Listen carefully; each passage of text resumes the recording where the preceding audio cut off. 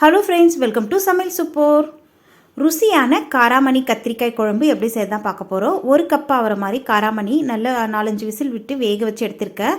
நான் வந்து திடீர்னு காலையில் 9 மணிக்கு பிளான் பண்ணேன் காராமணி குழம்பு வைக்கலான்ட்டு. ஊற வைக்கலைங்க நைட்டே. அதனால் திடீர்னு பிளான் பண்ணதுனால நல்லா சூடாக இருக்கிற தண்ணியில் ஒரு கப் அளவுக்கு காராமணியை சேர்த்துட்டு தட்டு போட்டு மூடிட்டேங்க. 1 மணி நேரம் நல்லா ஊறி வந்துடுச்சு காராமணி. அதுக்கப்புறம் குக்கரில் 4-5 விசில் விட்டு வேக வச்சு எடுத்து வச்சுருக்கேன். நைட்டே ஊற வைக்கலன்னா நல்லா சூடாக இருக்கிற தண்ணியில் காராமணியை சேர்த்துட்டிங்கன்னா நல்லா 1 மணி நேரத்தில் நல்லா ஊறிடும். இப்போ இதுக்கு மசாலா ப்ரிப்பேர் பண்ணிக்கலாம். அதுக்காக மிக்ஸி ஜாரில் 1/4 கப் அளவுக்கு தேங்காய் எடுத்துருக்கேங்க. கூடவே 10லேருந்து 15 வெள்ளை பூண்டு எடுத்திருக்கேன். இப்போ இதை நைஸாக ஃபஸ்ட்டு திருவிட்டு வந்துடலாம். தண்ணி ஊற்றாமல் நைஸாக திருவிடுங்க. இந்த மாதிரி திருவினதுக்கப்புறம் ஒரு 10 சின்ன வெங்காயம், 2 பெரிய வெங்காயம் ரெண்டும் கலந்து கட் பண்ணி வச்சுருந்தேன். அதையும் சேர்த்துட்டு 2 தக்காளி கட் பண்ணி வச்சுருந்தேன். அதையும் உள்ளே சேர்த்துட்டு 1/4 டீஸ்பூன் அளவுக்கு மஞ்சத்தூள், 2 டேபிள் ஸ்பூன் அளவுக்கு மிளகாய்த்தூள் சேர்க்குறேன். உங்கள் காரத்துக்கு தகுந்த மாதிரி மிளகாய்த்தூள் சேர்த்துக்கோங்க. இது கூடவே 1 டீஸ்பூன் அளவுக்கு தனியாத்தூள் சேர்க்குறேங்க. இந்த மாதிரி மசாலா குழம்பு செய்யும் போது தனியாத்தூள் சேர்த்து செஞ்சோன்னா குழம்பு நல்லா ருசியாக இருக்கும். இப்போ தேவையான அளவுக்கு தண்ணி சேர்த்துட்டு நல்லா நைஸாக அரைச்சிட்டு எடுத்துகிட்டு வந்துடலாம்.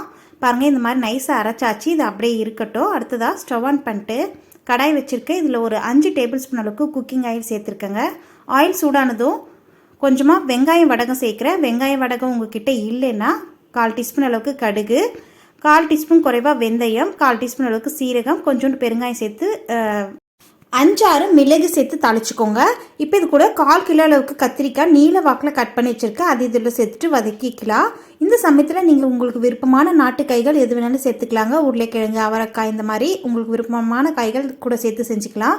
குழம்புக்கு தேவையான அளவுக்கு கல்லுப்பு சேர்த்துட்டு இந்த கத்திரிக்காயை ஒரு 2 நிமிஷம் வதக்கினா போதும். இந்த எண்ணெயில் அதிக நேரம் வதங்க தேவையில்லை. பாருங்கள், இந்த அளவுக்கு வதங்கினதுக்கப்புறம் இது கூட நம்ம ஏற்கனவே அரைச்சி வச்சுருக்கோம் இல்லையா, அந்த மசாலாவை இதில் சேர்த்துட்டு இந்த மசாலாவை சேர்த்துனதுக்கப்புறம் திரும்பவும் ஒரு 2 நிமிஷம் வதக்கிக்கோங்க. இதுவும் அதிக நேரம் வதங்க தேவையில்லை. ஏன்னா நம்ம இந்த பூண்டு, வெங்காயம், தக்காளி எல்லாம் பச்சையாக அரைச்சிருக்கோம் இல்லையா, அது வந்து இந்த எண்ணெயில் ஒரு 2 நிமிஷம் வதங்குச்சுனாவே போதும். நல்லா வதங்கி நல்லா வாசமாக வந்துடும்.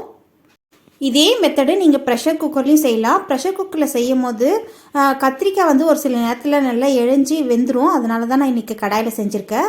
நீங்கள் உருளைக்கிழங்கு அந்த மாதிரி செய்கிறதுனா குக்கரில் ஒரு 2 விசில் 3 விசில் விட்டு இறக்கிக்கலாங்க. அது ரொம்ப ரொம்ப ஈஸியான ஸ்டெப்பு. இப்போ இது கூட நம்ம ஏற்கனவே வேக வச்சு வச்சுருக்கோம் இல்லையா, அந்த காராமணியை இது உள்ளே சேர்த்துக்கலாம். காராமணி மட்டும் சேர்த்துக்கோங்க. அந்த தண்ணி அப்படியே வைங்க, அப்புறமா சேர்த்துக்கலாம். காராமணியை சேர்த்துட்டு 1 நிமிஷத்துக்கு கலந்து விட்டுக்கலாங்க.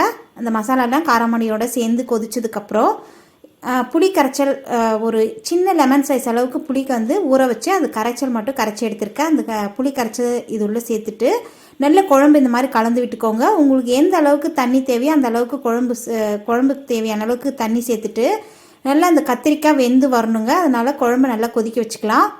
ஒரு 4-5 நிமிஷம் குழம்பு கொதித்து அந்த ராஸ்மெல்லாம் போனால் போதும். நமக்கு திக்கான நல்லா காராமணி குழம்பு ருசியாக ரெடி ஆகிடும்.